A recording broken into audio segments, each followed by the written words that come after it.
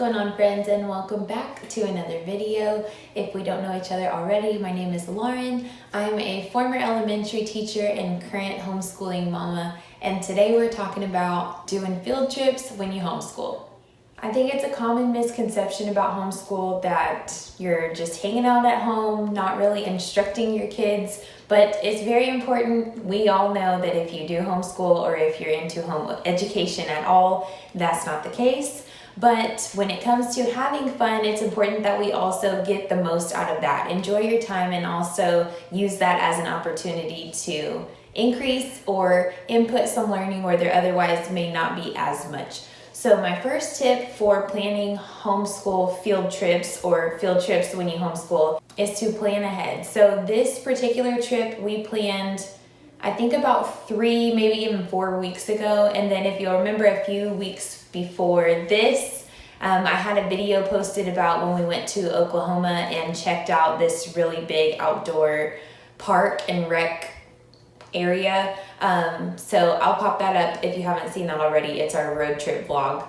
And as soon as we got home, probably like the week after, we planned this trip, and then we're already looking to see what we want to do in the next few weeks. So I like to have something to look forward to, not only for myself, but for also kind of keeping it interesting. I don't usually tell my son what we're gonna do, so he's not asking about like a countdown for it, but he knows that there's gonna be something else that we're planning to check out or to go experience. So I'm looking forward to planning that, and it keeps it fun and interesting for me as well. So we planned this trip ahead. We picked a day in the middle of the week so that there wouldn't be as many people there. I was keeping my fingers crossed that we weren't going to run into many traditional or public school field trips while we were there, and luckily that didn't happen today. But for this particular place, they had time slots. I'm hoping that that's something that they keep around, because I think staggering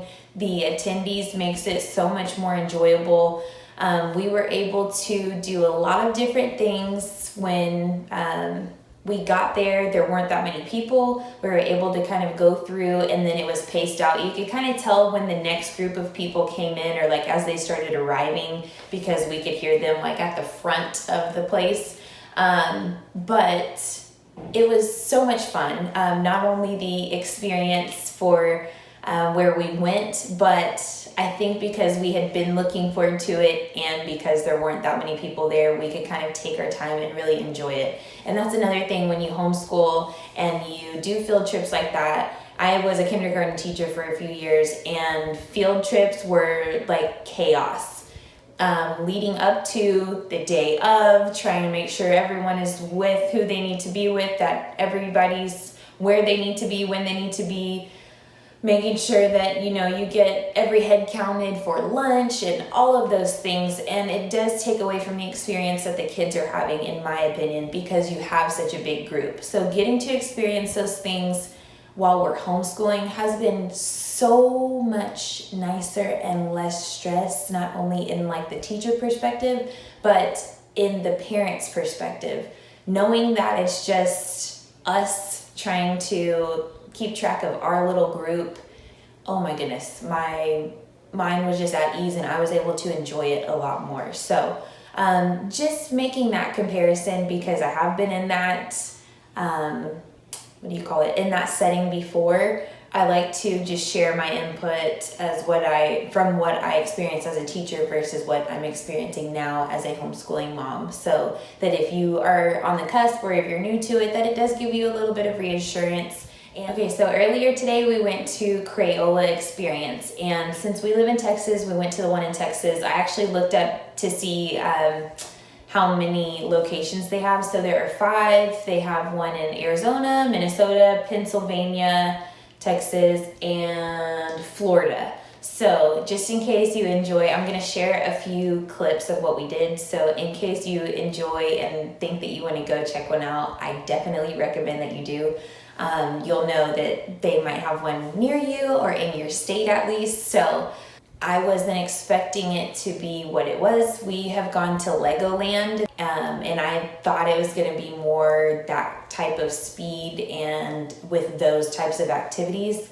And I know that our experience is a little bit different because my son's not that into Legos or building. He's more in the creative kind of area of interest. So I do think that played a lot on our particular experience, our specific experience with going to Crayola Experience this time versus Legoland, but we definitely all agreed that we really enjoyed going today to Crayola Experience. So I wanted to show you a little bit of our activities and what we enjoyed and thought was cool. So before I get into the clips that I showed, I'm going to show you a few things and kind of share like my thoughts with that. So I was surprised that they had so many hands-on activities available. Now their playground area was closed, and they also had like a big area. They had, I think there were supposed to be like box cars, like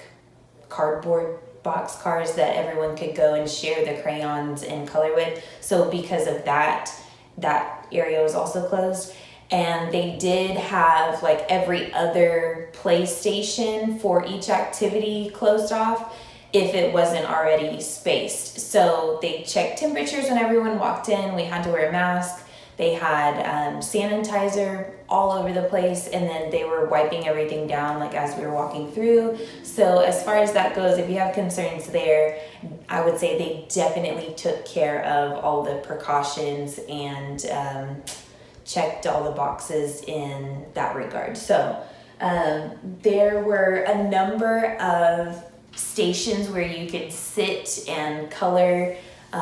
They gave everybody their own bag of crayons and little tickets and tokens and whatever to go with the activities when we first arrived, so that they didn't have to have everything out, like community supplies and everything. So that was nice. We got to like stop and sit at a table a few times to finish the activity. There were all different types of things to color and to print to color, or activities that have anything to do with coloring, obviously, because it was Crayola. But one of the neat things that I'll show you like a little clip in the video, you can pick a color and name and pick a little, what do you call it, like picture or icon to print on a crayon label, and then it will spit out the crayon and it prints the label, and then you can wrap it around your crayon and take it with you. So that was super neat. And then another thing that you got to do, I don't have one because my son's already in love with them.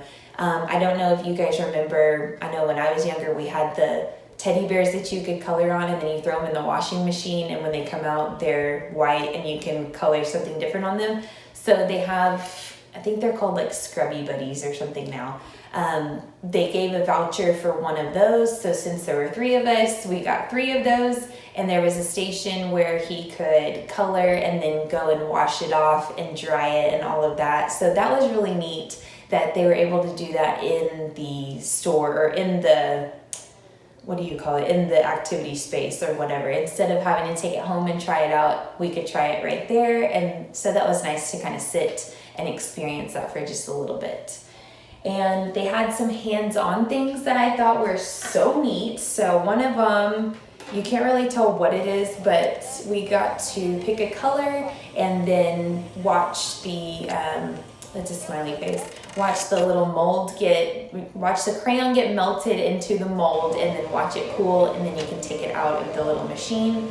And then you'll see both of that and this activity where we did drip art. So they asked us to choose 2 colors, and then you'll see my son putting the crayons in the machine, and then you can control the speed that the machine spins to get a different design. So that was super neat. And then of course we had to color a little bit, so they had all kinds of different sheets and shapes and what have you. And oh, I forgot, the last thing that we did before we leave is they do like a live show showing you how crayons are made, and it has like video of the factory, and they give you like history all over the place. But in the video, it was nice to hear about Crayola and how the first crayons were made, or the first colors were made in the factory in 1903. So there were some facts that I'm like, oh my gosh. And then they were talking about like the number of colors they have. Like I think they said they have 10 variations of blue and 9 variations of green. And so getting to hear all that was really fun, and watching them go through all the steps that they would in a factory to see how the crayons are made and how they're wrapped and packaged and all that jazz. So it was really fun. If you ever get a chance to go to a Crayola Experience, I would absolutely recommend it. I'm telling you guys, I already want to go back, and it's like an hour drive from our house. The location that's closest to us is about an hour away, so it was a full day that we were out, but we knew that that was going to be the case. So tomorrow I'm going to have him do this little sheet, and it's just rating his Crayola experience, and it says I liked the, and he's gonna write about what he liked the most, what he learned, and then draw 3 pictures of his top favorite activities. I think there were like 21 different like spaces with different activities in them. And push it all down.